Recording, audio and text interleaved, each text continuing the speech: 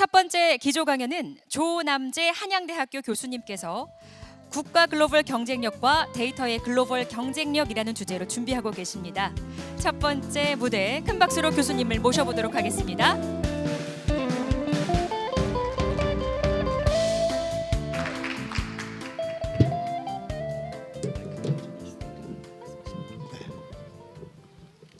이게 다음 페이지인가요?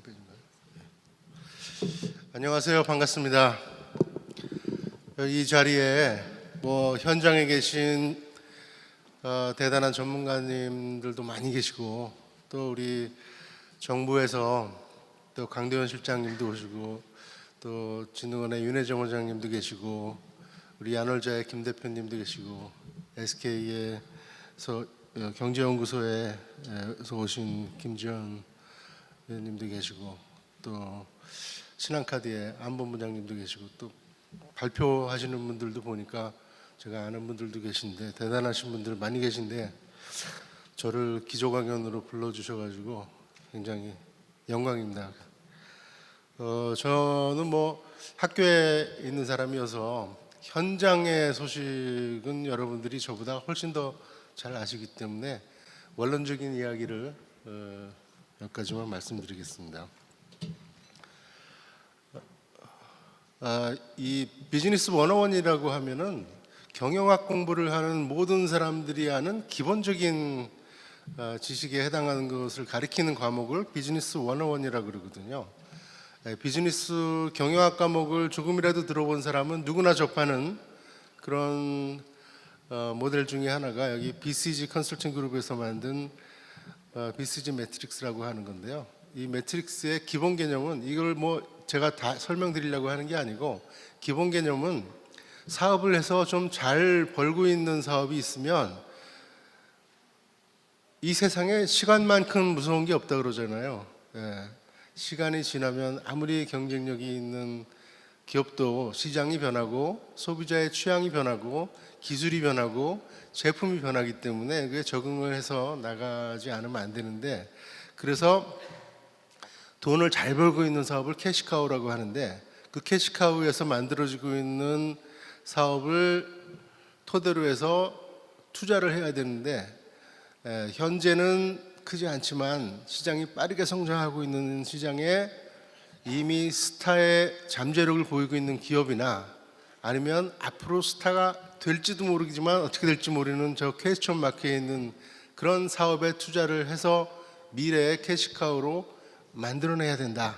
이것이 모델의 기본 철학이거든요. 그래서 그런 거를 국가 수준에서도 생각해 볼 수가 있는데, 우리나라의 국가 수준에서 그동안 우리나라의 캐시카우를 지금까지 이제 벌어지고 있는 사업의 캐시카우가 고갈되기 전에 미래 사업에 투자를 하지 않으면 국가의 영속적 번영이라는 것을 보장하는데 문제가 생기게 되는 거죠. 그 미래 사업이라는 게 뭐냐면 바로 이제 하이테크 산업이고, 또 그 중에 핵심이 데이터를 중심으로 한 기업의 트랜스포메이션, 그 다음에 데이터 비즈니스, 이런 거라고 볼 수 있습니다.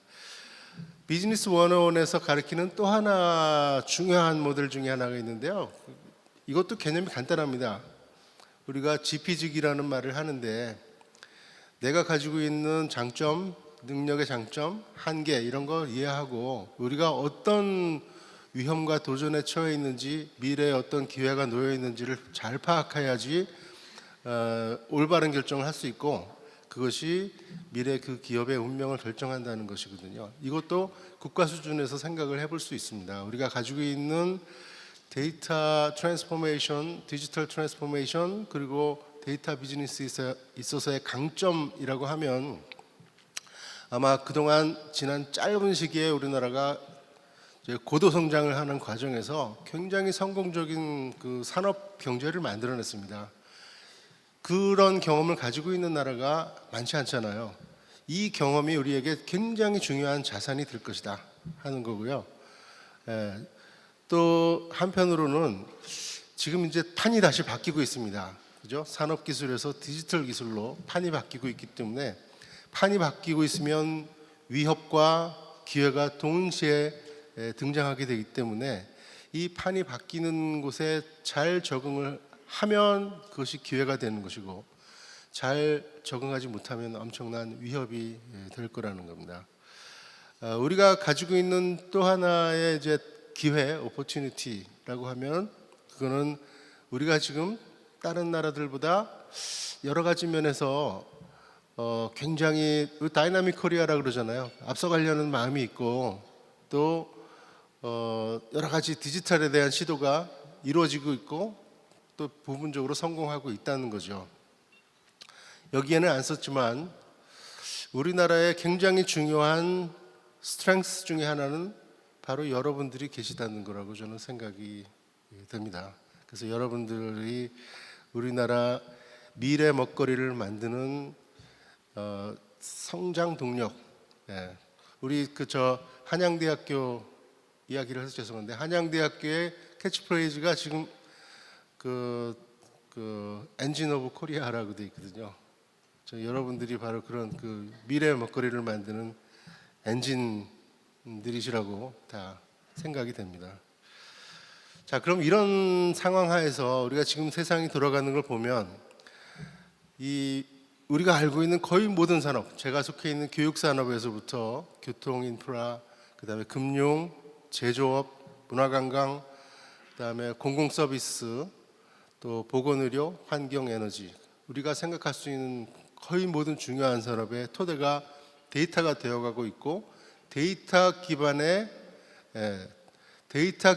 디지털 트랜스포메이션이 지금 진행되고 있고 트랜스포메이션에 성공한 그런 산업과 그런 기업은 그 나라의 강점이 되는 산업으로 성장하게 될 것이다.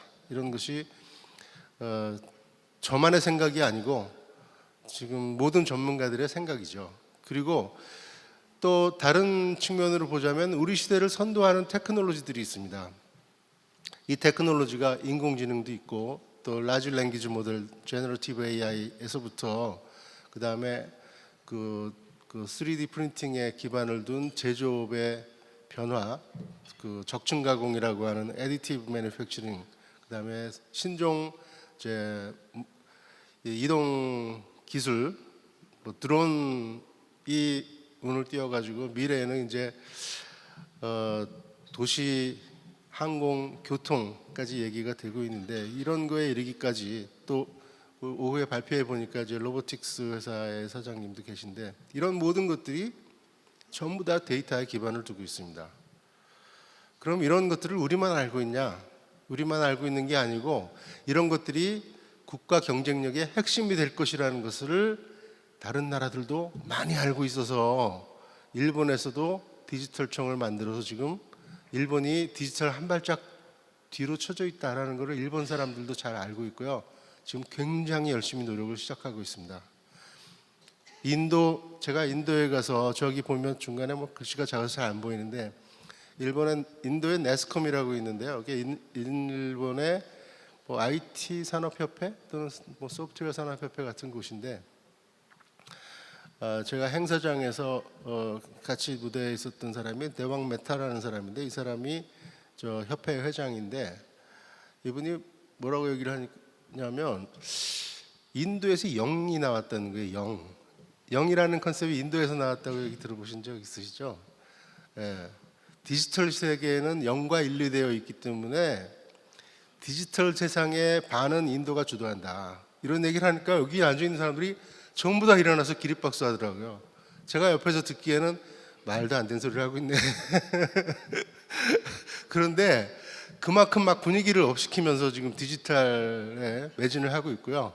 저기 보시는 것처럼 타일랜드, 디지털 말레이시아, 베트남, 인도네시아, 스마트시티, 다른 나라들도 지금 다 열을 올리고 있기 때문에 우리만 앞서가 있는 게 아니고요. 우리의 반발짝 뒤에 다 와 있습니다. 그러면 이런 나라들의 국가 경쟁력이라고 하는 것은 어떻게 결정되는 것일까? 제가 원론적인 말씀을 이제 좀 드리려고 그러는데요.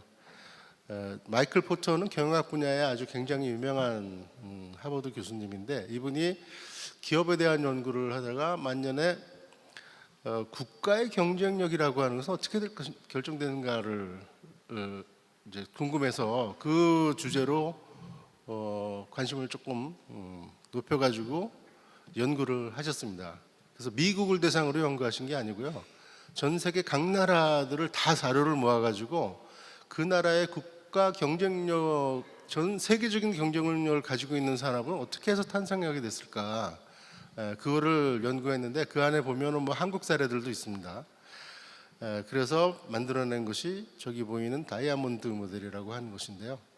요소 조건, 수요 조건, 그 다음에 기업의 전략 구조 경쟁, 연관 산업, 이 네 가지가 국가의 산업의 글로벌 경쟁력을 결정하는 핵심 축이다, 이렇게 얘기를 하셨기 때문에 제가 그거를 간략하게 설명을 드리겠습니다. 요소 조건이라고 하는 것은 개별 기업이 만들어낼 수 있는 것은 아니지만 그 나라에서 사업하고 있는 기업들이 활용할 수 있는 인풋 자원을 얘기하는 겁니다. 제일 중요한 것 중에 하나가 바로 인력이죠, 인력. 예. 우리나라 교육기관들이 열을 올려서 이제 교육에 매진을 하고 있고, 또 교육에 대한 관심이 없는 학부모는 아무도 안 계시잖아요. 그렇게 해서 커진 인력을 기업들이 다 활용을 하고 있는 거죠. 그리고 여러분들도 다 그렇게 대한민국에서 교육을 받고 또 훌륭한 일을 하고 계십니다. 물론 우리나라 교육 아직도 더 개선해야 될 점 많다, 이런 얘기도 많이 있고, 그렇지만 그 개선점을 학교에 계신 분들도 잘 알고 있기 때문에 열심히 노력하고 있습니다. 그다음에 자본, 저 그림의 맨 하단 왼쪽에 대학교 제가 넣어놨는데 뭐 꼭 저기여야 된다는 건 아닙니다. 한양대학교 그림인데요. 그 오른쪽에 보면은 도로, 그리고 그 오른쪽에 항만, 그다음에 정보통신 인프라, 그다음에 공항, 이런 것들이 모두 국가가 가지고 있는 인프라고요. 우리나라에서 처음에 경부고속도로 지을 때는 뭐 반대도 많았다 그러잖아요. 근데 그거 한번 보고 나서 인프라가 정말 중요하구나, 이런 걸 온 국민이 알게 됐어요. 그래서 그 다음부터는 항만, 공항, 철도 이런 거 만들 때요, 정부에서 지자체가 하기 싫다는데 밀어붙여서 한 게 없고요. 다 지자체에서 우리도 공항 만들어주세요, 여기도 철도 고속철 깔아주세요, 이렇게 경쟁적으로 요청을 해가지고 인프라 투자를 많이 하게 됐는데요. 그게 우리가 가지고 있는 굉장히 중요한 자산이고요. 정보통신 인프라도 우리나라가 비교적 잘 갖추고 있는 유무선 통신망 인프라를 갖추고 있습니다. 이 정보통신부에서 이 부분에서는 아주 주도적인 역할을 해서 애를 굉장히 많이 썼죠. 저는 인력 부분에 후에 발표하시는 분 중에 뭐 유명하신 고려대학교의 송상한 교수님도 계시고, 또 키스티 원장을 지내신 권원을 교수님도 이제 발표를 하시는데, 인력이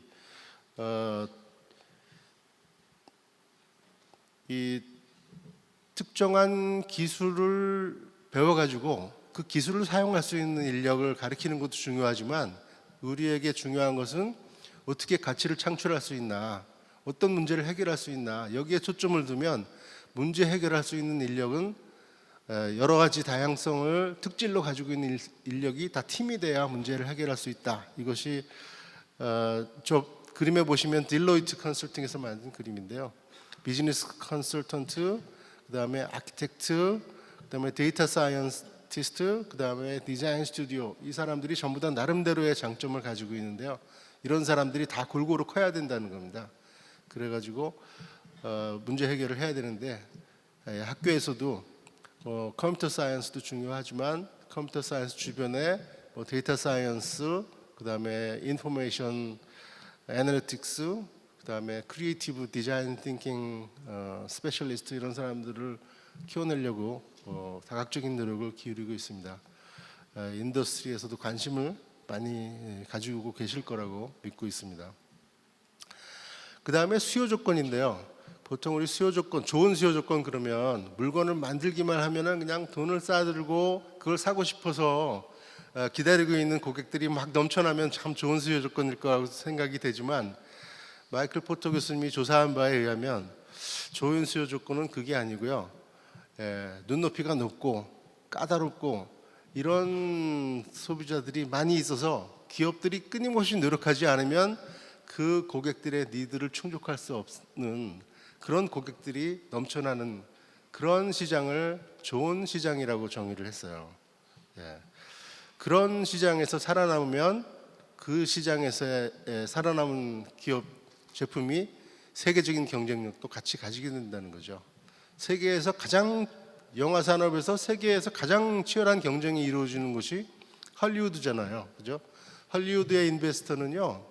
한 시간에 10편 이상의 그 플롯을 평가해야 된대요. 그러니까는 한 평가가 리뷰 받을 수 있는 시간이 5분 남짓밖에 안 되고요. 5분 검토 당한 다음에 상당 부분은 다 그냥 바로 쓰레기통으로 들어가고 살아남는 것들을 또 투자받고 해서 살아남아서 영화가 완성된 것이 이제 헐리우드 영화인데 세계 시장을 주름잡고 있죠.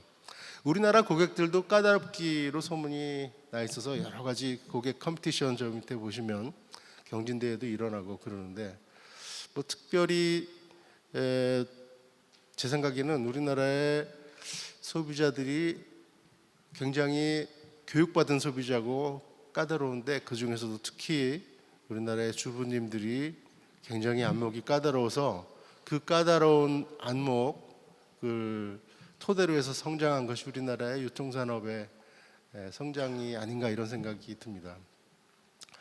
우리나라 주부님들은 뭐 그냥 까다로운 정도가 아니라 이 자리에서는 표현하기 적절한지 모르지만 정말 개까다로워요. 그죠?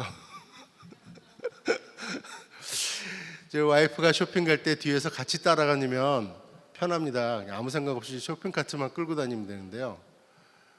와이프가 같이 안 가고 이거 좀 사오라고 혼자 갔다 오라고 시키면 그때는 정신을 바짝 차려야 됩니다.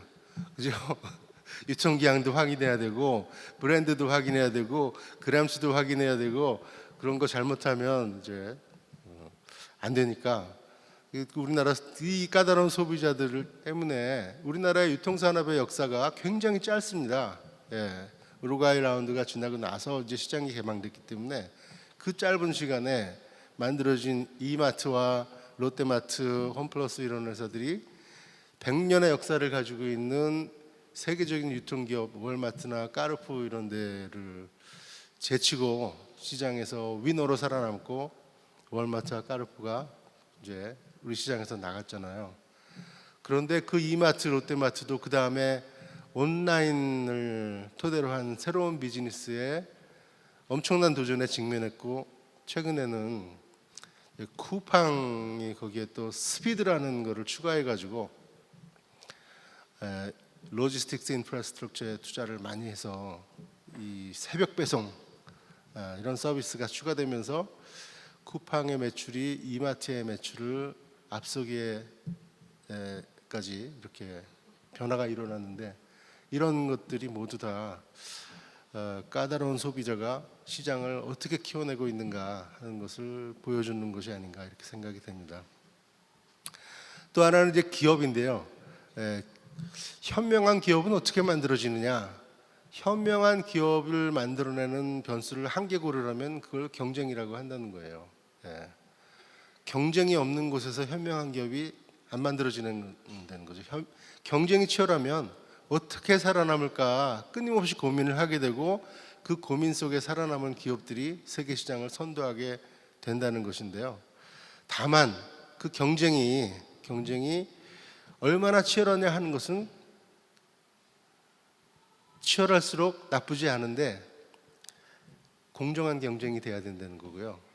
공정한 경쟁이 되려면 투명해야 되고요. 투명하려면 정보 공유가 활발하게 이루어져야 되는 거죠. 우리나라에서 세계적인 경쟁력을 가지고 있는 누구나 알고 있는 그런 분야들을 보면 모두 다 경쟁이 엄청나게 치열한 것입니다. K-팝 지금 세계 시장을 선도하고 있는데 저기 보시면요. 정말 세상에 이렇게 컴피티션이 많은가 생각이 들 정도로 저런 속에 정말 수없이 많은 젊은이들이 뛰어드는데 거기서 살아남는 거 하늘의 별 따기인데요. 거기서 살아남은 사람들이 스타가 되고 또 세계 시장을 선도하기도 하잖아요. 양궁 마찬가지입니다. 저기 보시면 전국 체전 양궁 1위 하는 게 올림픽 금메달 따는 것보다 어렵대요. 이런 속에서 키워진 우리나라의 양궁 선수들이 세계 시장을 주름잡고 있습니다. 온라인 게임 분야도 마찬가지죠. 우리나라의 IT 산업 중에서 해외 시장에 가서 돈을 제일 많이 벌어오는 거는요, 국내에서의 IT 시장을 선도하고 있는 텔레콤이나 뭐 이런 데보다 오히려 이 게임 비즈니스 아닌가 생각이 들 정도로 글로벌 게임 시장에서 중요한 역할을 하고 있는데요. 저 게임 시장에 아빠도 엄마도 아들도 딸도 다 몰입해가지고 게임하고 있는 집안도 많이 있을 만큼 수많은 사람들이 게임에 몰입을 해서 경쟁을 하고 있고, 그 경쟁의 눈높이를 맞추기 위해서 게임 회사들이 정말 치열하게 경쟁을 하고 있습니다. 다음에 이제 연관 산업입니다. 이 세상에 어떤 산업도 한 나라에서 갑자기 아무것도 없는 데서 불쑥 혼자서 경쟁력을 가지고 태어나지 않더라는 겁니다. 산업이라고 하는 것은 생태계를 가지고 크기 때문에 연관 산업이 함께 경쟁력을 가지면서 공진화, 코이볼브를 한다고 이렇게 연구 결과가 나왔습니다. 그 대표적인 예 중에 하나가 여기 보시는 것처럼 이제 독일과 스위스의 정밀기계, 그 다음에 광학, 그리고 시계 산업 이런 것들이 공진화하면서 같이 커서 다른 데서 따라넘기가 정말 힘든 독보적 글로벌 경쟁력을 갖추게 됐다, 이렇게 평가를 하시더라고요. IT 산업 쪽에서는요, 뭐 미국이 독보적 경쟁력을 가지고 있는데, 여러분 잘 아시는 스티브 잡스를 제가 왼쪽에 올렸는데요. 스티브 잡스라는 그 자서전을 쓴 켄 올레타에 의하면, 그 책을 제가 쭉 읽어보니까 스티브 잡스가 정말 성격이 까칠해서 남 칭찬을 평생 별로 안 하고 산 사람이더라고요. 근데 이 사람이 자기가 제일 존경하는 인물이 두 사람 있다 라고 든 사람이 둘이 있는데요. 한 사람이 앨런 케이라는 사람이고요, 또 한 사람이 더글라스 앵겔버트라는 사람이에요. 아인슈타인이 아니고. 이 두 사람은 IT 역사에 가장 빛나는 공헌을 한 창조적 천재다, 이러고 뭐 엄청나게 칭찬을 하더라고요. 이 사람들이 뭐 한 사람이냐면요, 앨런 케이라는 사람은 오브젝트 오리엔티드 테크놀로지라는 개념을 만들어낸 사람이고요. 그래서 오브젝트 오리엔티드 랭귀지와 오브젝트 오리엔티드 소프트웨어라는 개념을 만들어낸 사람인데요. 이 사람 때문에 우리가 이렇게 파워포인트도 사용하고 워드도 사용하고 엑셀도 사용하는 겁니다. 데이터에다가 클릭을 해가지고 명령을 할 수 있는 컨셉, 이것이 오브젝트 오리엔티드 컨셉인데요. 이 오브젝트 오리엔티드 컨셉, 그 제록스에서 세계 최초의 오브젝트 오리엔티드 랭귀지도 이제 이 사람이 주도해서 만들었는데, 스몰톡이라고. 네, 이분이 한 얘기가 뭐냐면, 소프트웨어의 진정인 회사는 하드웨어를 버리면 안 된다, 이런 얘기를 했대요. 오브젝트 오리엔티드 하려면 화면이 터치 스크린도 되고 그래야 되잖아요. 그 밑에 있는 분은 마우스를 개발하신 분입니다. 마우스는 IT 역사에 등장한 지 50년이 됐지만 굉장히 많은 것이 변했는데, 아직도 입력 수단의 1위를 차지하고 있는 것이 마우스인데 엄청난 변화죠. 결국은 스티브 잡스가, 앨런 케이가 하드웨어를 버리면 안 된다라는 말을 따라서 애플도 하드웨어와 소프트웨어를 같이 하고 있는데, 마이크로소프트도 하드웨어로 들어왔습니다. 아마존도 하드웨어를 하고 있고요. 테슬라, 구글 모두 하드웨어를 하고 있는데, 하드웨어와 소프트웨어가 같이 공진화를 하고 있는데, 우리나라는 하드웨어와 소프트웨어를 같이 가지고 있습니다. 이 과정에서 핵심적인 역할을 하는 또 하나의 변수가 있다면 그게 바로 정부죠. 정부는 교육 지원, 제도 개선, 홍보, 해외 시장 개척 이런 것들을 도와줘서 이 네 개의 변수 모두에 영향을 주는 변수라고 지적을 하고 있습니다. 이 다섯 가지가 조화를 이루면 우리가 세계 시장에서 경쟁력을 가질 수 있습니다. 그런데 지금 우리나라 시장은 좁습니다. 우리나라에서도 빅데이터 모아서 분석하려고 노력을 많이 하고 있지만, 우리나라에서 모은 데이터, 네이버, 또 삼성, 또 카카오 이런 데서 모아서 인공지능 만들려고 열심히 노력하고 있는데, 카카오에서 인공지능, 네이버에서 인공지능 주도하고 있는 하정우 실장을 만났더니 데이터 양에 있어서는 구글의 몇십 분의 1, 100분의 1이기 때문에 게임이 안 된다는 거예요. 예, 데이터 양이 절대적으로 부족하고요. 그 다음에 우리가 동질의 문화와 동질의 생각을 가지고 있는 나라에 살다 보니까 데이터의 다양성이 부족합니다.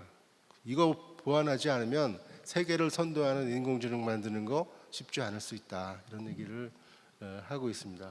결국 그 문제를 해결하려면 우리가 해외 시장으로 가서 더 많은 데이터를 확보하고 더 많은 데이터에 접해서 그것을 토대로 해서 우리가 가지고 있는 실력을 높이고 기술력을 높여야지 되는 거죠.